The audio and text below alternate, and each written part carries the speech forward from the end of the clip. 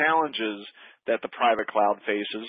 So the first is obviously IT needs to own the infrastructure, right? They now are, the good news is you own it, the bad news is you own it, right? And so if you need to support that and do maintenance on it and things like that, that certainly becomes your issue.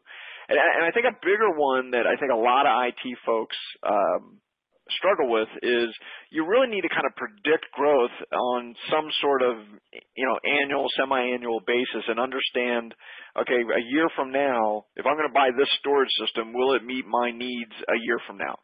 Do you agree with that? Yeah, and this is absolutely an important element, right? And I go back to the point that I made, which is good orchestration software, good middleware that allow you to tie the management of different components of the infrastructure is crucial. And the presumption is that such software will give you the tools necessary to predict growth, whether in capacity, data set sizes, or even compute infrastructure.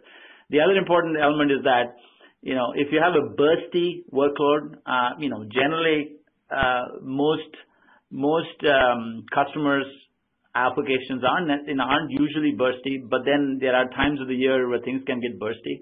And, so one of the important elements is, does your private cloud actually can handle bursts?